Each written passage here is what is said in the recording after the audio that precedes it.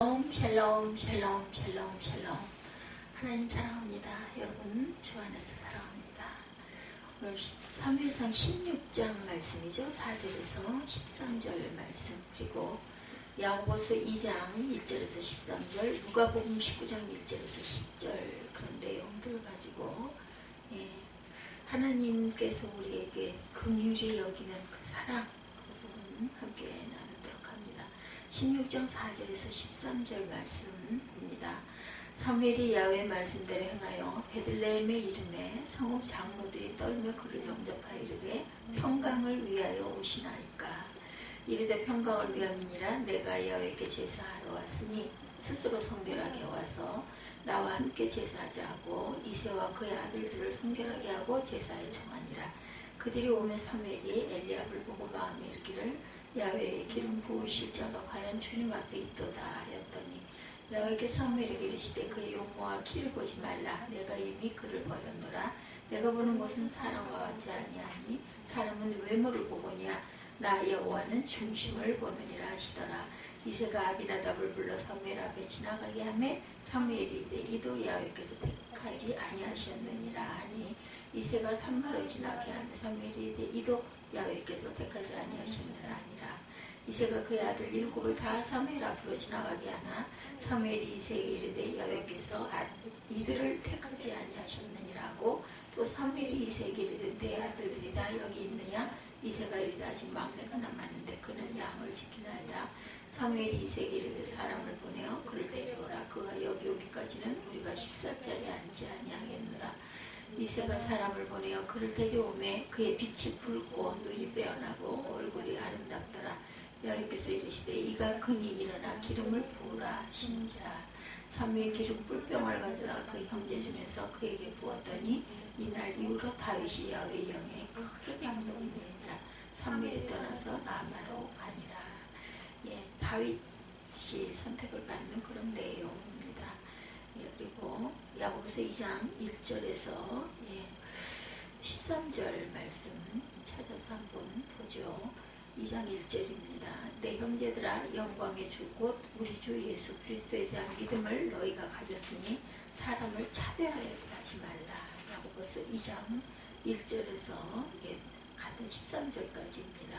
만일 너희 회당에 금가락지를 끼고 아름다운 옷을 입은 사람이 들어오고 남루한 옷을 입은 가난한 사람이 들어올 때 너희가 아름다운 옷을 입은 자를 눈여겨보고 말하되 여기 좋은 자리에 앉으소서 하고 또 가난한 자에게 말하되 너는 거기 서 있든지 내 발등상 아래 있으라 하면 너희끼리 서로 차별하여 악한 생각으로 판단한 자가 되는 것이니라. 내 사랑하는 형제들아, 들을지어다. 하나님의 세상에서 가난한 자를 택하사 믿음에 부여하게 하시고 또 자기를 사랑하는 자들에게 약속하신 나라를 상속으로 받게 하지 아니하셨느냐. 너희는 도리어 가난한 자를 업신여겼도다. 부자는 너희를 억압하여 법정으로 끌고 가지 아니하느냐. 그들은 너희에게 대하여 일컫는 바 그 아름다운 이름을 비방하지 아니하느냐. 너희가 만일 성경에 기록된 대로 내 이웃 사랑하기를 내 몸과 같이 하라 하신 최고의 법을 지키면 잘하는 것이거니와 만일 너희가 사람을 차별하여 대하면 죄를 짓는 것이니 율법이 너희를 범법자로 정죄하리라. 누구든지 온 율법을 지키다가 그 하나를 범하면 모두 범한 자가 되나니 간음하지 말라 하시니가 또한 살인하지 말라 하셨은즉 내가 비록 간음하지 않았더라도 너희는 자유의 율법대로 심판받을 자처럼 말도 하고 행하기도 하라. 긍휼을 행하지 아니하는 자에게는 긍휼이 없는 심판이 있으리라. 긍휼은 심판을 이기고 자랑하느니라. 사람을 차별하지 말라는 그런 내용이죠. 누가복음 19장 1절에서 10절까지 내용입니다. 누가복음 10장 1절입니다. 예수께서 여리고로 들어가 지나가시더라. 삭개오라 이름하는 자가 있으니 세리장이요 또한 부자라. 그가 예수께서 어떤 사람일까 하려 보고자 하되 키가 작고 사람이 많아 할 수 없어서 앞으로 달려가 보기 위하여 돌 무화과 나무에 올라가니 이는 예수께서 그리로 지나가시게 된 터이라. 예수께서 그것을 이르사 쳐다보시고 이르시되 삭개오야 속히 내려오라. 내가 오늘 네 집에 유하여야 하겠다 하시니 급히 내려와 즐거워하여 영접하거늘 무사람이 보고 수군거려 이르되 저가 죄인의 집에 유하러 들어왔도다 하더라. 삭개오가 서서 주께 여짜오되 주여 보시옵소서 내 소유의 절반을 가난한 자들에게 주겠사오며 만일 누구의 것을 속여 빼앗음이 있으면 네 갑절이나 갚겠나이다. 예수께서 이르시되 오늘 구원이 이 집에 이르렀으니 이 사람도 아브라함의 자손이로다. 인자가 온 것은 잃어버린 자를 찾아 구원하려 합니다. 아멘.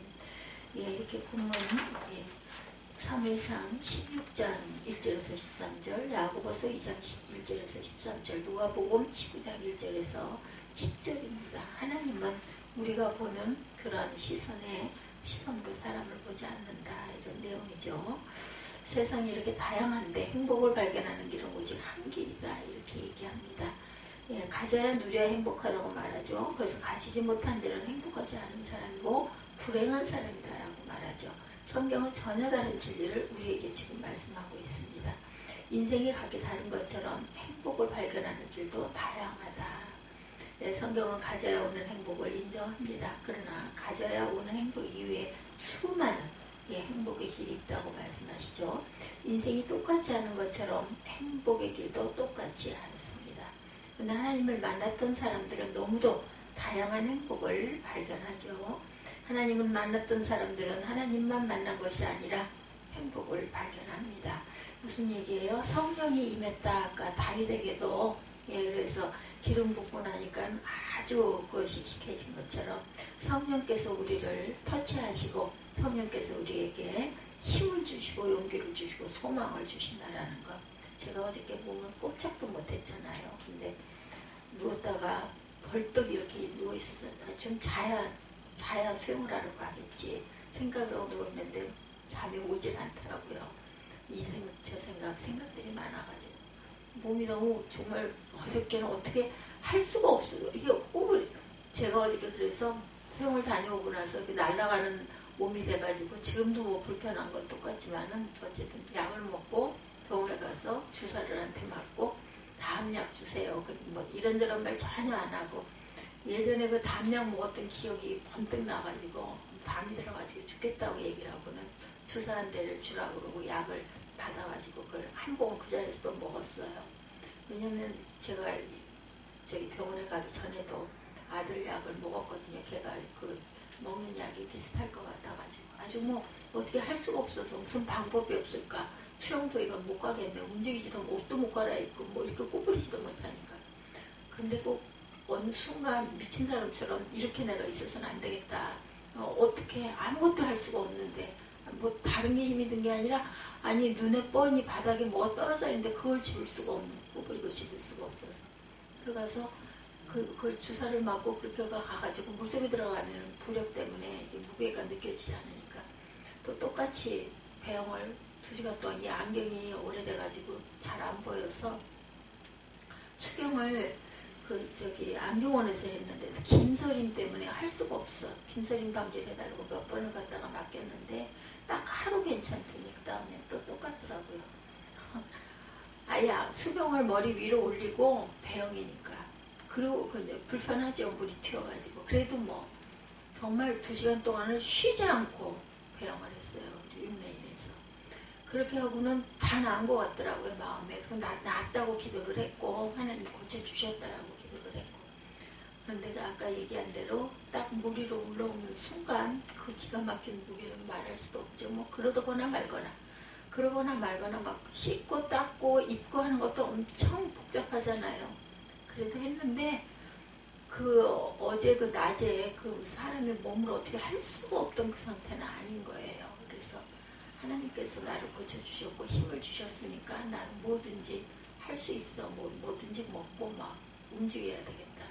그리고 차를 타고 와가지고 2시간 동안을 청소를 했어요.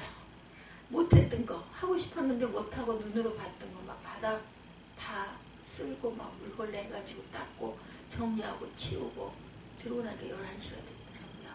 도착을 한 게 9시인데 2시간을 그렇게 하고 들어오고 나서 이제는 내가 쉬어야지 이러고 누룽지를 컵에다가 2컵을 먹고 또 담아서 리필을 해가지고 또 먹고 그렇게 하고 누워있다가 자야지 하고 잠이 든 것 같아요. 그리고 깬 게 3시 몇 분쯤 깼고 4시가 조금 넘었는데 아들이 와가지고 우리 이렇게 걔도 오자마자 걔는 또 누워서 자더니 이제 훈련을 해야 된다고 아침 일찍 일어나서 학원을 가려면 훈련을 해야 되니까 시간을 바꿔라 그 얘기를 했거든요. 그래서 그런지 밥도 안 먹고 안 먹는다 그러더니 절식을 해서 안 먹어요. 안 먹고는 잤든가 뭘 좀 물어보느라고 이렇게 했더니 방을 보니까 아예 불 끄고 자고 했습니다. 아기 불 켜고 그러더니 새벽에 와가지고 나보고 그래도 괜찮냐고 물어보고 괜찮은 거지? 그러고는 제자리로 갔어요. 누워있다가 제가 일어났는데 오늘 할 게 많으니까 새벽에 또 다음 주 월요일 날은 병원에도 가야 돼요. 이렇게 하나님을 만나서 제가 얘기하려고 한 것은 마음의 생각을 바꾸는 게 가장 중요해요. 나 죽게 생겼네. 이걸 어떻게 하면 좋아? 알고 어떻게 해서 될 일은 아무것도 없더라고요. 그래도 운전해주는 사람이 있으면 얼마나 감사한가. 이게 뭐 고개를 못 돌리니까 운전도 불편해서 요즘은 안 하고 있는데 하나님을 만나서 이렇게 하나님께 기도하고 힘을 주세요. 힘을 주시는 그 힘, 일어난 그 힘이 그런데 어제따라 수영장은 빨리 가서 들어가야 내가 차지를 해야지 남이 하는데 들어가가지고는 안 되거든요. 내가 좀 느리고 계속 배역만 하니까. 그래서 했는데도 6레인이 하나가 남았는데 병원에 가면은 뭐 10분도 안 걸리잖아요. 사람들 거의 없고. 근데 어제따라 내 앞에 딱 사람이 그 손가락 뭐 피 뽑아서 하는 거 보니까는 혈당 조사하는 그걸 한 거 같고 들어가가지고 세상에 30분을 안 나오는 거야. 나는 딱 얼른 가야 되는데 한의원도 안 가고 그냥 그 병원으로 간 건데 그래서 6시가 가까스로 6시 라인에다가 도착이 돼가지고 이제 늦어서 어떡하냐 챙기고 들어가서 씻고 닦고 입고 하는 시간도 한 20분, 20분 걸리는데 그런데도 비어있는 레인이 하나가 있어가지고 그렇게 계속 쉬지 않고 천장 하늘을 보면서 기도하면서 하고 났더니 어찌됐든 간에 어저께 그렇게 죽을 것 같던 그런 것들이 싹 없어지고 몸은 뭐 기운이 없죠. 기운이 없고 지금 아침에 일어나서도 그래도 나는 이거 해야 되니까 목표가 있다라는 것은 정말 좋은 겁니다. 가끔 그 목표로 인해서 내가 그게 올무가 되기도 하지만 만약에 제가 아무것도 안 하고 누워서 자고 뭐 어디 가지도 않고 운동도 안 하고 만약 그런다면 글쎄요 제가 지금 어떻게 됐을까. 내가 지금 이게 내 힘으로 살고 있는 게 아니지 이런 생각들이 났어요. 그래서 정말 이스라엘이여 너는 행복한 사람이로다 말씀하시죠. 우리를 가리켜서 행복할 수 없는 운명이다. 이스라엘이 누구예요? 저와 여러분들입니다. 예, 오늘은 행복한 마지막 사람 마지막 말씀인데 긍휼히 여기는 사람에 대해서 전하려고 말씀을 준비할 때면 제일 어려운 것이 어떻게 이 설교를 시작을 할까가 가장 어렵죠. 저는 그저 제 얘기를 했습니다. 실제 어제 겪었던 이야기이기 때문에 예, 오늘은 광수생각이라는 카툰에 보면은 세상에서 가장 무서운 개가 나와요. 세상 무서운 개가 어떤 개인지 상상을 해보십시오. 이 녀석은 강철도 뚫는 강한 이빨과 강인한 턱을 지니고 있습니다. 후각이 발달해서 멀리 있는 것들도 금방 냄새로 알아채고 국가대표 선수보다 더 빠른 발을 지녔습니다. 이 녀석은 말 그대로 세상에서 제일 무서운 개랍니다. 장애인을 물고 없는 사람을 보면 천둥처럼 짖고 전과자를 세상에 발붙일 수 없도록 으르렁거립니다. 반면 녀석은 돈과 권력이 있는 사람에게는 꼬리를 살살 흔들어대죠. 이쯤 이야기하면 슬슬 무슨 얘기인지 아시겠죠? 일단 그냥 개는 아니에요. 무서운 개 어떤 개일까? 세상에서 제일 무서운 개 그 개 이름은 편견입니다. 편견. 견자가 들어갔죠? 그 개는 언젠가 당신의 뒤꿈치를 물 겁니다. 공정하지 못하고 치우친 생각이 편견인데 지금 세상에서 가장 무서운 개인 편견에 의해 많은 사람이 물리고 있다는 것. 근데 대부분의 사람들이 공통적으로 가지고 있는 나쁜 편견 한 가지는 사람의 외모로 그 사람의 인격을 판단하는 거. 우리도 보면은 뭐 멋지게 잘 차려입은 사람, 또 뭐 뭔가 좀 이렇게 폼이 딱 있는 사람 보면 왠지 모르게 저 사람 대단한 사람인가 봐 이렇게 바라보지 않아요? 판단하는 것을 넘어서 외모로 차별이 또 되는 거죠. 차별은 사람을 인격이나 졸음모 가치에 따라 배우지 아니하고 그의 외적인 조건, 소유나 지위나 출신 이런 거 자연히 보게 되죠. 혹은 외모에 따라 대우하는 것, 이런 모습들이 우리에게는 있다. 사람을 외모로 판단하는 것은 어제 오늘의 일이 아닙니다. 근데 왠지 모르게 그냥 좀 잘 차려입고 좀 이렇게 이렇게 막 품위가 있어 보이고 옷은 대단한가 봐. 그러면 좀 우리가 좀 약간 쫄아들지 않냐는 거죠. 네. 옛날에 과거제도가 있기 전에 당나라에서 사람을 뽑는 기준을 정했다 그래요. 그 기준이 동양을 넘어 서양까지 옛날을 지나 오늘까지 영향을 끼치고 있는데 선언석판, 예, 신체 그 용신 외모를 제일 먼저 본다는 것이고 그 다음으로 예, 선언 언변, 말을 어떻게 하는가, 또 글을 어떻게 쓰는가, 학력을 본다는 뜻입니다. 마지막으로 판단력을 봅니다. 그죠? 예, 신언석판, 판단력. 이 중에 제일 마지막에 있는 판단력을 제외하고는 사실은 그냥 외모예요. 외모, 차림새, 말하는 말투, 이런 것들을 본다. 그 사람의 인격이나 마음의 진정성을 보는 것이 아니라 눈에 보이는 것으로 우리는 판단하기가 쉽다라는 거죠. 그래서 외적인 조건으로 사람을 차별해요. 근데 하나님은 사람이 보는 것과 달리 중심을 보신다라는 거죠. 중심으로 보는 것, 구약의 말씀 속에 나타나 있죠. 겸손을 잃어버린 사람은 하나님도 거역하고 제사장이 드려야 하는 번제를 드리다가 결국 하나님 눈밖에 벗어나고 맙니다. 그래서 사무엘을 통해 새로운 임금을 찾아 나서게 하는 부분이 오늘 16장 1절에서 13절이죠. 그런데 하나님이 누구라고 콕 집어서 말씀하시지 않고 베들레헴에 있는 이새의 아들 중에 한 명에게 기름을 부어라, 사무엘에게 이렇게 명령을 하죠. 애들이 한 명이나 두 명 있으면 좋은데 이 집에는 아들이 무려 8명이나 돼요. 바로 이 장면에서 사람이 외모로 보는 눈과 하나님 중심으로 보는 눈이 충돌을 하죠. 아버지 이새는 선지자 사무엘이 자기 아들 중 한 명에게 기름을 붓는다는 사실을 알고 그가 오는 시각에 맞춰서 아들들을 집으로 불러들입니다. 아버지 이새의 직업이 목동입니다. 그래서 누군가 한 명은 들판에서 양떼와 숫대를 지켜야 됐어요. 그래서 아버지 이새의 눈으로 볼 때 가장 가능성이 떨어진 막내죠. 8번째 아들인 다윗을 들판에 남겨놓죠. 다윗은 나이도 어리고 막내 아들이고 키도 자그마하고 얼굴도 불구스름한 홍조도 띠고 있었어요. 그래서 7명의 아들은 선지자 앞에 세우고 다윗은 들판에 홀로 남아 집안의 양떼를 돌보고 있었던 거죠. 장남부터 차례대로 사무엘 앞에 지나가게 합니다. 장남 엘리압이 사무엘 앞에 섰어요. 사무엘은 엘리압의 용모와 신장을 보자마자 아이고 이 사람이다 생각을 했다는 거죠. 하나님이 선택한 사람이 바로 이 사람이다 생각하고 엘리압의 머리에 기름을 부으려고 합니다. 그러나 그것은 사람의 생각이었다. 키가 크고 풍채가 당당한 용사임에는 틀림없지만 하나님이 아니다 이렇게 말씀하시죠. 사무엘은 엘리압의 용모와 신장을 보았지만 그의 인격을 보지 못했던 것. 속사람을 보지 못했어요. 차남 3남이 지나가고 7명의 아들이 다 지나갔는데 그래 이 사람이야 라는 마음이 합한 그런 응답이 없던 거죠. 하나님이 분명히 베들레헴 이새의 아들이라고 말씀하셨는데 기름 부으라는 사람은 없어요. 사무엘이 7명을 봤는데 외모로 보는 눈은 이새의 집안에 있는 아들에게 집중되어 있는데 중심을 보시는 하나님의 눈은 무대 뒤에 있는 들판에 있었던 것이죠. 하나님 눈은 얼마나 날카롭고 정직한지 사무엘이 난감해하고 있을 때 하나님의 말씀이 임하죠. 사람은 외모로 보거니와 나야는 중심을 보시느니라. 제가 어린 날 그렇게 교회 성전 이렇게 그때는 나무로 되어 있었잖아요. 이게 강단.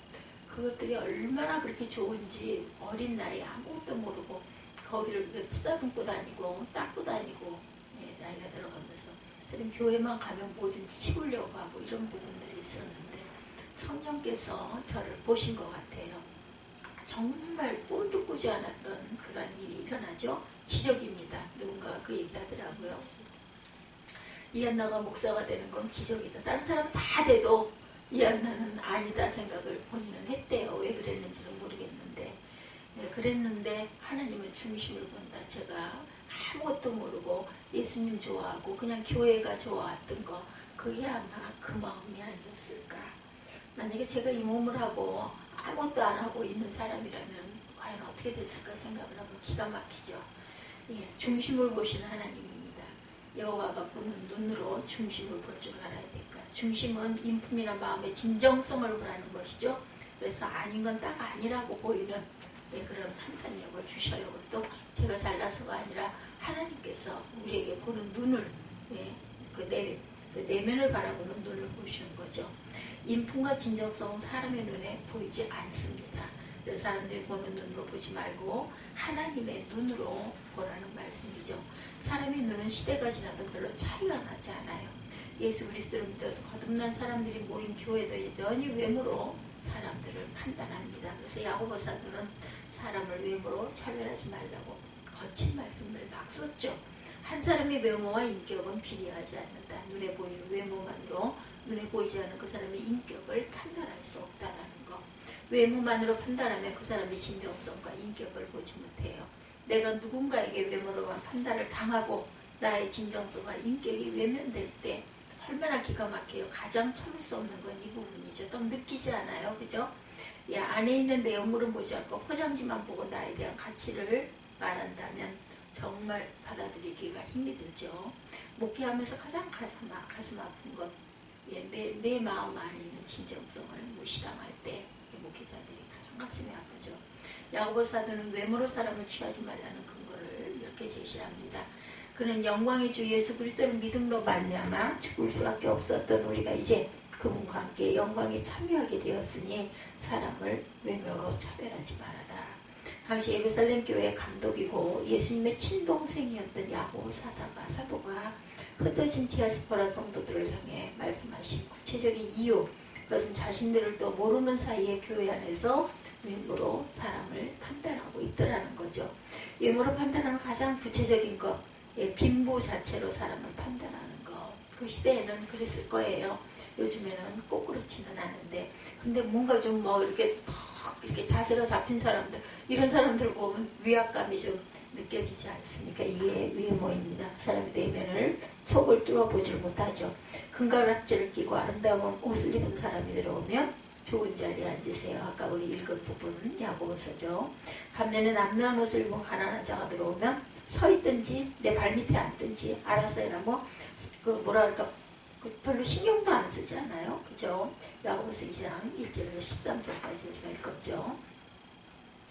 그러다 반면에 남루한 옷을 입은 사람 들어오면 전혀, 아니면 이렇게 좀 이렇게 냄새나는 것 같고 막 해서 이렇게 피하죠. 그렇게 안 합니다. 어떤 이는 환대하고 어떤 이는 박대했던 기준이 바로 차림새나 그런 그 환경을 보는 것이죠.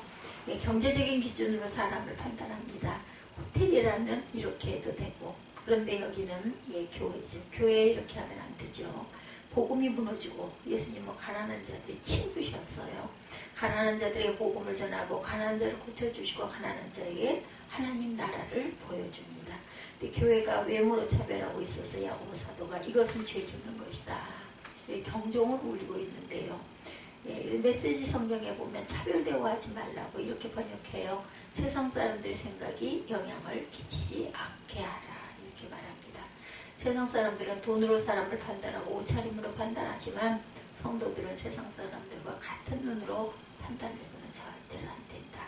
예수 그리스도를 믿는 자를 가리켜 성도라고 부르죠. 세속에서 불러내어 하나님께 속한 거룩한 무리, 이것이 바로 성도입니다. 따라서 성도란 세상의 가치관에 의해서 지배받는 사람이 아니어야 한다.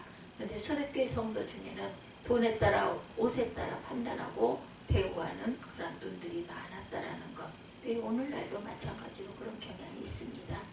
이 일로 교회의 정체성마저 흔들리고, 그래서 야고보 사도가 아주 투박하고 직설적으로 말하죠. 그러면서 야고보 사도는 우리가 왜 사람을 차별하지 말아야 할지 분명한 이유를 밝히고 있어요. 우리가 기준으로 생각하는 외모, 돈이나 옷차림, 권력, 하나님 나라를 유혹으로 그것이 받을 수 없다라는 것. 맞습니다. 그래서 어떤 목사님이 그랬다죠. 나는 큰 교회 목사가 아니어서 정말 다행이다. 그 많은 영혼을 내가 어떻게 다 책임을 지겠느냐.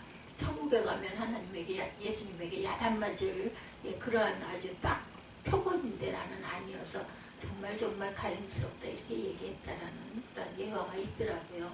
돈이 있어 보이는 사람에게 굽신거리고 권력이 있어 보이는 사람에게는 왠지, 그죠? 남루한 자에게 굴림하는 그 마음으로 천국에 갈 수는 절대 없다. 분명하게 밝히는 것은 외모로 사람을 취하면 죄를 짓는 것이다. 성경에 아무리 차별하지 말라, 해도 내가 상대방보다 손톱만큼이라도 낫다고 여기는 순간 나도 모르게 또 막 우월감이 또 이렇게 드러나죠. 이게 또 문제입니다. 근데 우리 안에 그렇게 우리가 타고난 그 DNA가 있는 것 같아요. 누군가 이런 것을 속물근성이다 이렇게 말하는데, 이런 속물근성이 내 속에 있는데 어떻게 해야 할까? 우월의식을 가지는 것은 인간 본연의 모습의 본능이에요. 이럴 때 정말 난감하죠. 속물근성이 없다고 속일 수도 없고, 그렇다고 위선자처럼 포장할 수도 없고, 탁 깨놓고 속물근성을 미쳐나게 많잖아요. 알려지는 것. 이런 부분들이 문제인데, 야고보 사도는 이런 우월의식을 가지고 있는 우리에게 차별의식을 뛰어넘어서 함께 행복할 수 있는 길을 제시하라고 말하고 있죠. 그가 제시하는 행복의 길이 뭐예요? 긍휼히 여겨라, 불쌍히 여겨라입니다. 긍휼히 여겨라. 긍휼을 행하지 아니하는 자에게는 긍휼 없는 심판이 있으리라. 긍휼은 심판을 이기고 자랑한다고 이렇게 얘기합니다. 내가 우월하다고 여길 때 차별의식을 대체할 수 있는 성서적 해결법은 긍휼입니다. 주님의 긍휼이 아니었다면 벌써 죽어 마땅한 죄인이 바로 누구예요? 나의 전이죠. 나 자신입니다. 죄와 허물로 죽었던 우리 오직 주님의 긍휼하심으로 죄에서 건져주셨으니 긍휼을 베푸는 것이 마땅하다. 에스더는 방바닥을 닦다가 그런 것을 느꼈다고 그랬어요. 내가 이렇게 살아서 어떻게 하나 이런 생각. 하나님이 그 꼬마 때 맨날 등에 업혀서 그 주일학교 그때 한참 그 율동 많이 할 때 제가 안고 업고 다녔던 그 기억이 납니다. 아마 그때 하나님이 보셨고 성령이 임하지 않았을까.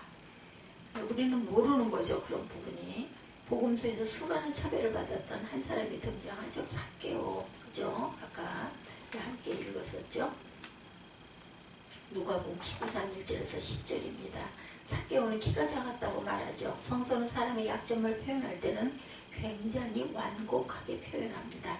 성서학자들은 삭개오가 단순히 키가 작은 것이 아니라 난장이든지 꼽쥐였을 가능성이 높다 이렇게도 얘기를 해요. 우리가 직접 삭개오를 보지 못했죠. 그가 신체적 장애가 있는 난장이든지 꼽쥐였다면 얼마나 많은 사람들이 차별을 했을까. 우월의식을 율법적으로 정당화 여기는 유대사회 속에서 그가 받았던 차별은 너무나 가혹했을 거예요. 사람 취급받지 못했을 거예요. 가슴에 응어리가 맺혔겠죠. 그는 이 응어리를 또 다른 차별로 풀려고 합니다. 돈, 그죠? 아무리 꼽치라고 놀리고 난장이라고 차별해도 돈 앞에서는 너희들이 꼼짝을 못하지. 세리의 길을 선택을 합니다. 매국노라 욕을 얻어먹더라도 돈이 있으면 내가 힘이 생기겠지 했던 거죠. 차별을 또 다른 차별로 극복하려고 한 거예요. 열심히 돈을 모읍니다. 한으로 똘똘 뭉쳐 여리고 세무서장 자리에까지 올랐어요. 돈으로 차별을 극복할 줄 알았죠. 삭개오는. 그런데 이게 웬일일까? 어릴 때 함께 뛰어놀았던 충마고도 자기의 장애와 아픔을 다 이해해 주었던 친구들도 하나 둘씩 떠나기 시작하더니 자기 집에 아무도 찾아오는 사람이 없어요. 누구도 본인을 이렇게 함께 말을 하고 대하고 친구로 지내려고 하지 않습니다. 내가 받는 차별을 극복해 줄 것이라고 믿었는데 가진 돈이 또 다른 차별을 만들어서 다른 사람을 또 차별하고 있었어요. 인생은 돌고 돈다고 말하지만 이 악순환을 어찌 끊을 수가 있겠는가. 삭개오의 영적인 고민이 깊어졌고 심한 가슴앓이를 하고 있었을 것입니다. 근데 갈릴리 예수, 사람이 만들어 놓은 차별을 과감하게 뛰어넘는 그분이 여리고를 지난다는 소식을 삭개오가 듣죠. 그분은 버림받은 참녀를 만나서 새 사람으로 만들고 자기와 같은 세리의 집에 들어가서 하나님 나라를 선포하신다라는 소식을 들어요. 자신을 비난하는 소리가 가슴이 아파서 멀리서 예수께서 전하신 하나님 나라를 들으려고 했어요. 근데 몰려든 인파로 예수님을 볼 수가 없어서 돌 무화과 나무 위에 올라갑니다. 이때 예수께서 삭개오를 보시고 오늘 내가 내 집에 유하여야겠다라고 말씀하시죠. 이 한마디로 차별 때문에 아파했던 가슴의 응어리가 다 치료가 됩니다. 그는 곧바로 고백하죠. 내 소유의 절반을 가난한 자에게 주겠고 다른 사람의 것을 속여서 빼앗은 것이 있으면 4배로 4배로 갚겠다. 차별은 또 다른 차별을 양산하고 긍휼은 또 다른 긍휼을 낳습니다. 예수님의 긍휼이 삭개오를 차별의식에서 해방시켰고 긍휼의 사람으로 변화시키죠. 이것이 바로 복음입니다. 지금까지 살면서 금육공이라는 간증 인물이 하나 있는데 어떤 그 폐광촌에 계시던 권사님, 경기도 김포에 이분이 사셨다고 그래요. 근데 35세 아들 5명을 남겨두고 남편이 세상을 떠나버립니다. 앞길이 막막했겠죠. 이때 자기 오빠가 문경에서 교회 장로로 선교에 있다고 해서 여동생과 조카를 데리고 와서 신앙생활을 처음 시작을 합니다. 글도 모르는 과부가 예배당 3년에 한글을 깨우치고 성경을 줄줄 읽게 되더라요. 특유의 성실함으로 살림도 튼튼해졌고 방앗간을 또한 운영했다고 합니다. 아들들도 아주 잘 컸다고 그래요. 그 아들은 어떤 교회 장로로 임직을 받기도 했다고 합니다. 매일 새벽 3시에 나와서 기도하고 가난하고 어려운 사람을 만나면 같이 눈물을 흘려주고 집에 있는 것을 다 퍼다 줬대요. 이분이, 이 여자분이. 올해 9순이시랍니다. 9순, 90이 되셨어요. 그런데 몇 해 전까지 콩농사를 20가구씩이나 지어가지고 그분의 창고에 가면 하나님께 드릴 것, 담임 목사님에게 드릴 것, 가난한 이웃에게 줄 것을 따로따로 구분을 해놓고 나눈다고 그래요. 늘 10의 1조를, 11조를 잘 심었죠. 10의 3조, 10의 5조도 삼고, 장려가 나면 초상집에 눌러앉아 다 돌보고, 입관을 하면 수의까지 입혀줬다고 그래요. 아주 긍휼의 아이콘으로 쓰라고 계시다고 합니다. 이 권사님이. 근데 이 권사님의 아들 장로 한 분이 축산업을 하고 있었는데 소가 100마리, 돼지가 5,000마리 정도 됐다고 합니다. 굉장하죠.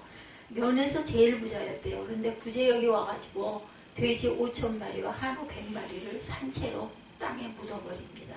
농장뿐만 아니라 연대보증을 한 형제에게서 피해가 갔다고 그러죠. 결국은 은행 상환금과 이자도 연체가 되어서 부도가 납니다. 집은 경매로 넘어가고 아들 배장로는 충청도 홍성 축산농가에서 남의 집 돼지를 치고 있었다고 그러죠. 차도 집도 당연히 핸드폰 하나 달랑나고 다 날라가고 아주 거지가 된 거죠. 그러던 어느 날 경상북도 축협에서 난데없이 전화가 옵니다. 배암근 씨, 당신이 경영하는 농장이 경매로 나왔으니 그 농장을 당신이 받아서 경영할 생각이 없어. 이런 제의를 했다고 그러죠. 돈은 축협에서 지원해 줄 테니 가족 중 한 명의 이름으로 경매를 받아라. 대단한 그런 소식이 온 거예요. 실제 있었던 일입니다. 그리고 운영자금을 지원해주고 반은 축협에서 위탁하는 돼지를 키우고 반은 자기 돼지를 키우게 해줬다고 그러죠. 그래서 이 배장로가 하루아침에 일어서게 됩니다. 나중에 그분이 그 목사님, 어떤 목사님에게 찾아와서 이 간증을 하신 목사님에게 찾아와 첫 마디가 우리 어머니가 베푼 긍휼 때문에 제가 살고 다시 일어났습니다. 긍휼을 덧입었어요. 세상에 이런 일이 일어날 수가 없는데 하나님이 하셨다. 하나님은 틀림없는 분이십니다. 제가 이렇게 일어나서 설교를 할 수 있는 것 하나님의 긍휼입니다.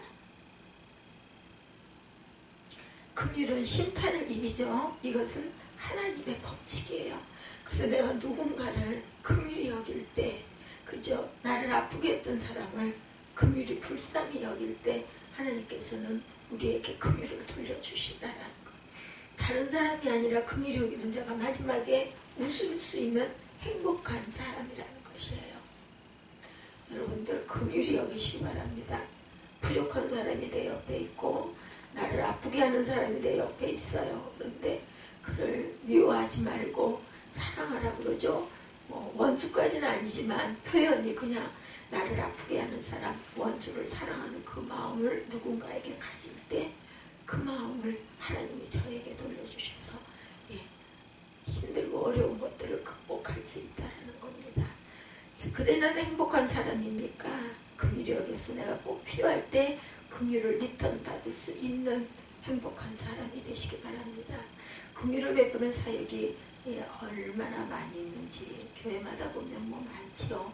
매달 식비절약해서 북한 어린이 한 달 양식을 공급했다고 하고 하나님이 여러분의 긍휼을 반드시 기억하실 것이다.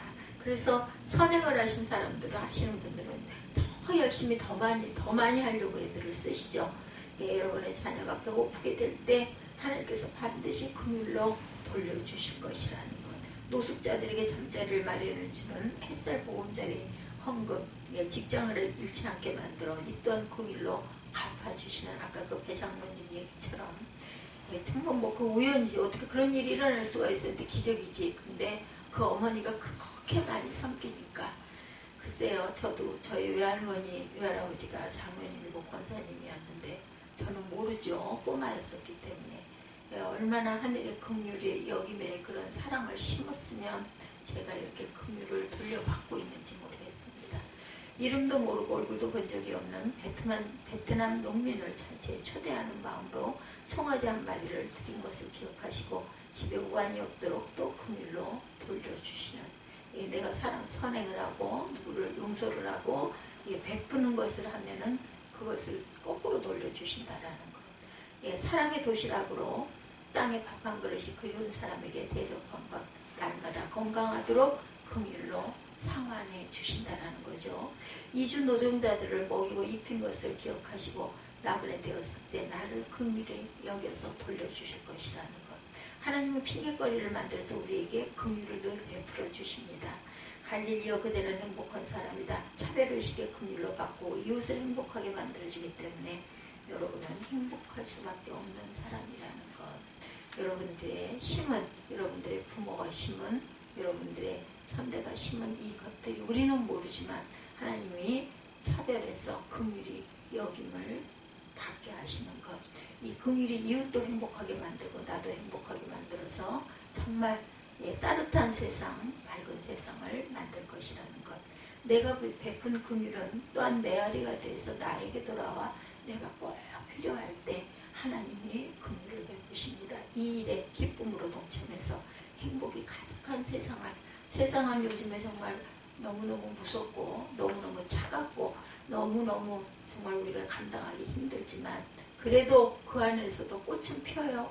요 앞에 그 화분에 심어서 뭐 물만 이렇게 쭉쭉 주고 했는데도 하얗게 꽃이 하나 올라와가지고 제가 이 앞에다 갖다 놨습니다. 이렇게 눈에 보이지 않는데 우리는 그런데 꽃이 이렇게 핀다라는 거. 물을 먹고 빛을 보고 우리 양쪽에다가 세득했잖아요. 그 전에 꽃들 같지 않게 식물들이 굉장히 싱싱하고 가지를 아주 길게 뻗고 나가는 걸 보니 확실히 빛을 좋아하는구나 하는 생각이 들더라고요. 이것도 긍휼입니다. 이런 따뜻한